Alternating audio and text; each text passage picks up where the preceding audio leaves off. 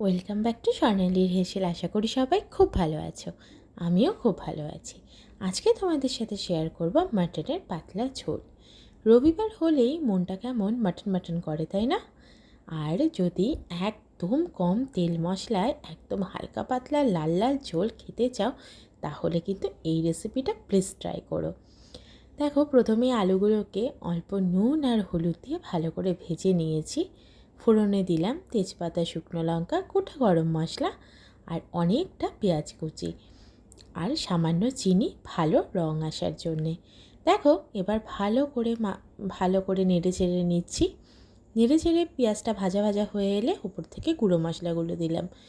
নুন, হলুদ গুঁড়ো, লঙ্কার গুঁড়ো, কাশ্মীরি লঙ্কার গুঁড়ো, জিরের গুঁড়ো, ধনে গুঁড়ো, সাথে টমেটো বাটা আর খানিকটা লঙ্কা বাটা আর আদা রসুন বাটা অ্যাড করেছি। নুনের কথাটা আমি আগেই বলেছি, নুনটা কিন্তু আমি পরেই দিয়েছি, সেটা তোমরা ভিডিওতে দেখতেই পেলে। এবার ভালো করে মশলাগুলো কষানো হয়ে গেলে ওপর থেকে মাটনটা দিয়ে ভালো করে নাড়িয়ে চাড়িয়ে নিলাম। এক্ষেত্রে আমি রেয়াজি মাটন ইউজ করেছি।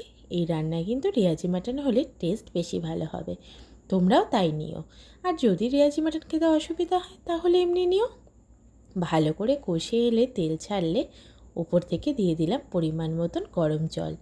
আমি যেহেতু গ্রেভিটা বেশি রাখবো তাই জলের পরিমাণটা বেশি দিয়েছি, তোমরা যে যার মতন বুঝে দিও। এবার শুধু কষানোর পালা।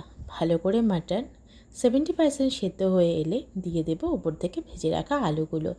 এরপর মাটন যতটা টাইমে সেদ্ধ হবে আলুগুলোও সেদ্ধ হয়ে যাবে। তারপর ঢাকা চাপা দিয়ে রান্না করে নেব মাটনটা। দেখেছো কীরকম টকবক করে ফুটছে?